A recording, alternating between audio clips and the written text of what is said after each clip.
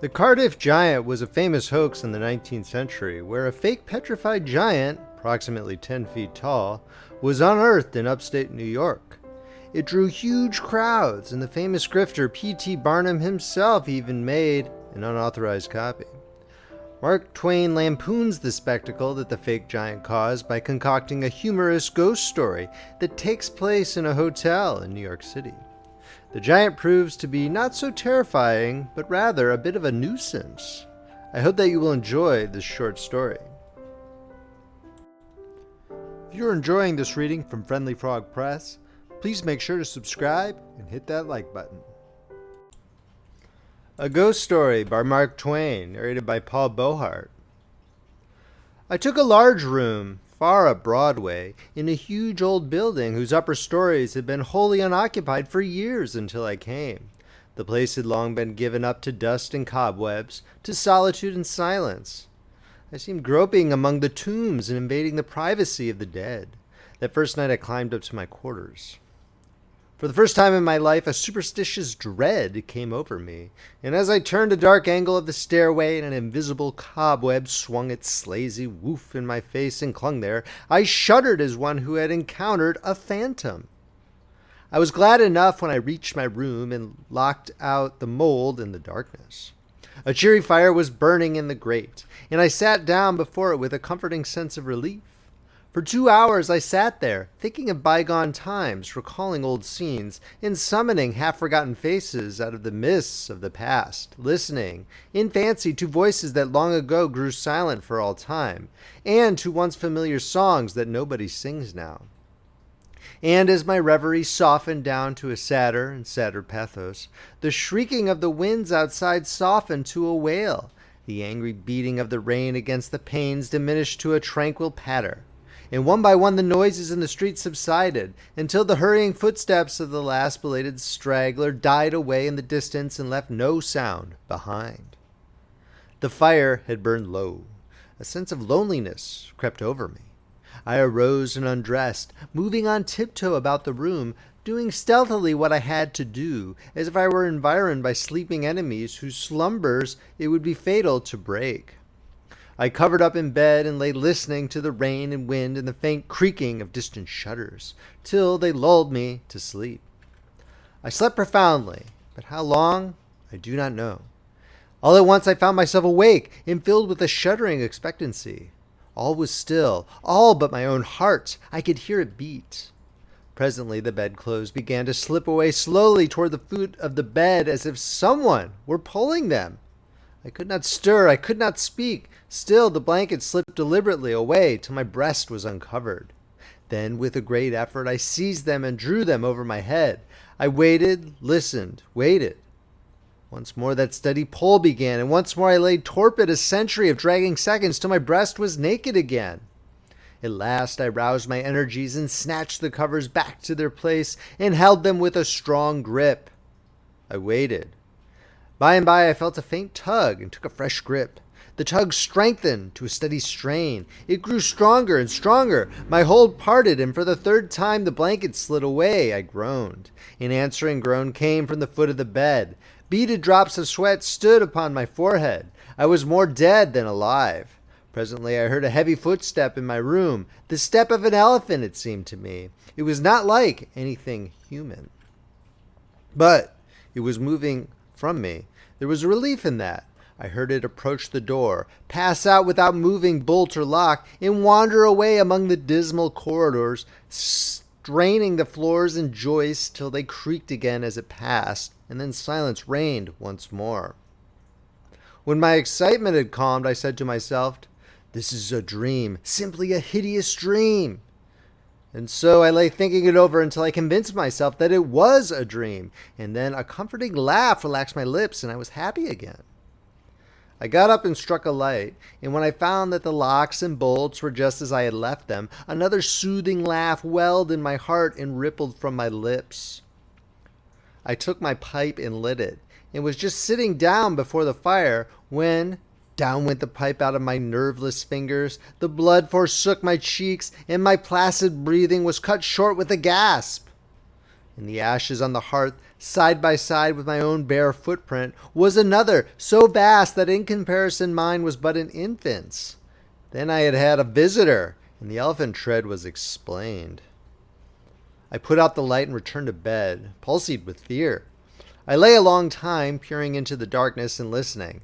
Then I heard a grating noise overhead, like the dragging of a heavy body across the floor, then the throwing down of the body, and the shaking of my windows in response to the concussion. In distant parts of the building, I heard the muffled slamming of doors. I heard, at intervals, stealthy footsteps creeping in and out among the corridors, and up and down the stairs. Sometimes these noises approached my door, hesitated, and went away again.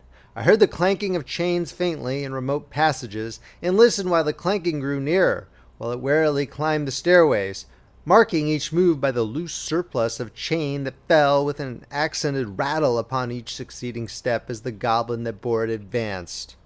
I heard muttered sentences, half-uttered screams that seemed smothered violently, and the swish of invisible garments, the rush of invisible wings. Then I became conscious that my chamber was invaded, that I was not alone. I heard sighs and breathings about my bed and mysterious whisperings. 3 little spheres of soft phosphorescent light appeared on the ceiling directly over my head, clung and glowed there a moment, and then dropped, 2 of them upon my face and 1 upon the pillow. They spattered liquidly and felt warm. Intuition told me they had turned to gouts of blood as they fell. I needed no light to satisfy myself of that. Then I saw pallid faces, dimly luminous, and white uplifted hands floating bodiless in the air, floating a moment and then disappearing. The whispering ceased, and the voices and the sounds and a solemn stillness followed. I waited and listened. I felt that I must have light or die. I was weak with fear. I slowly raised myself toward a sitting posture, and my face came in contact with a clammy hand. All strength went from me apparently, and I fell back like a stricken invalid. Then I heard the rustle of a garment. It seemed to pass to the door and go out. When everything was still once more, I crept out of bed, sick and feeble, and lit the gas with a hand that trembled as if it were aged with 100 years. The light brought some little cheer to my spirits. I sat down and fell into a dreamy contemplation of that great footprint in the ashes. By and by its outlines began to waver and grow dim. I glanced up and the broad gas flame was slowly wilting away. In the same moment I heard that elephantine tread again. I noted its approach, nearer and nearer along the musty halls, and dimmer the light waned. The tread reached my very door and paused. The light had dwindled to a sickly blue, and all things about me lay in a spectral twilight. The door did not open, and yet I felt a faint gust of air fan my cheek, and presently was conscious of a huge, cloudy presence before me. I watched it with fascinated eyes. A pale glow stole over the thing. Gradually its cloudy folds took shape. An arm appeared, then legs, then a body. At last a great sad face looked out of the vapor.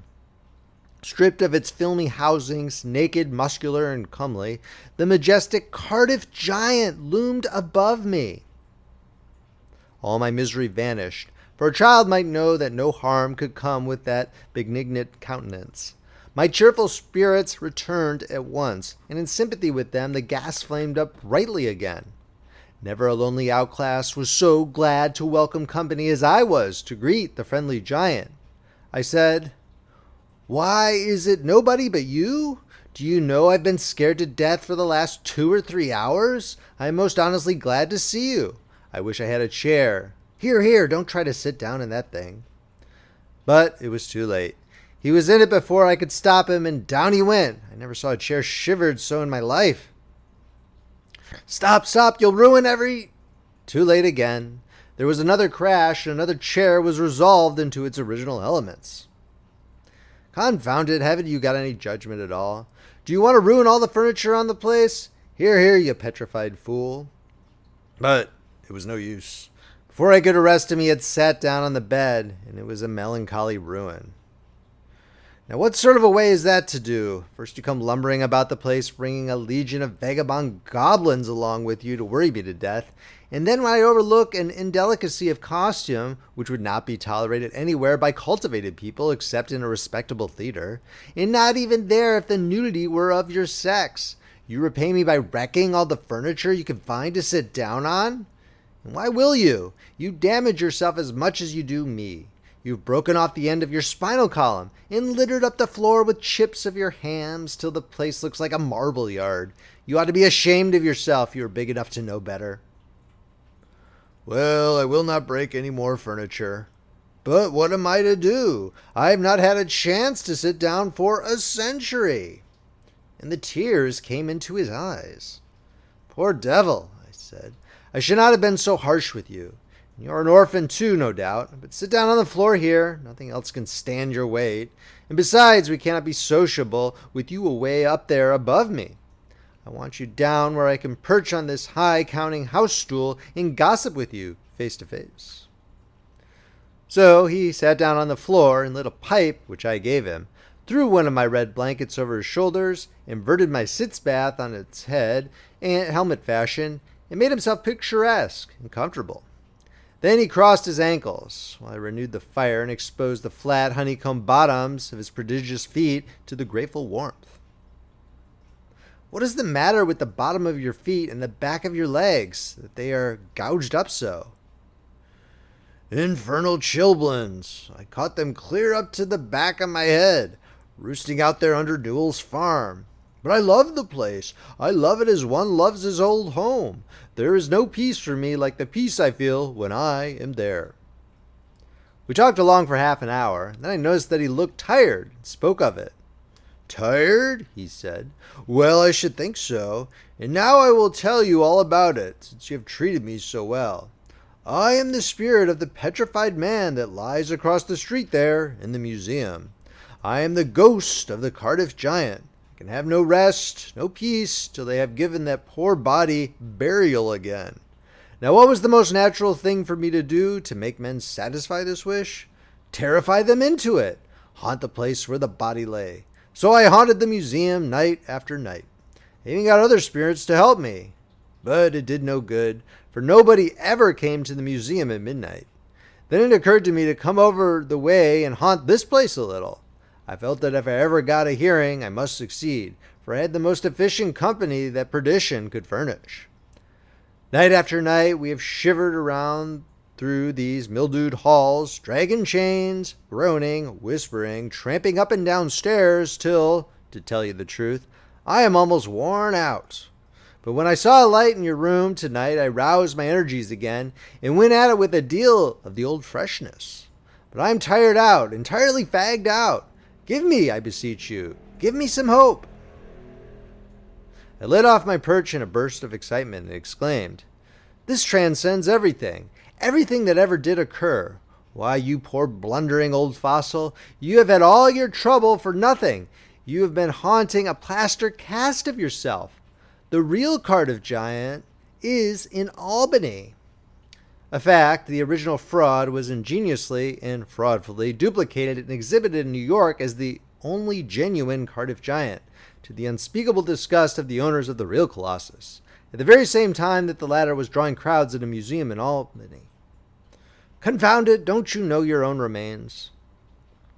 I never saw such an eloquent look of shame, of pitiable humiliation, or spread a countenance before.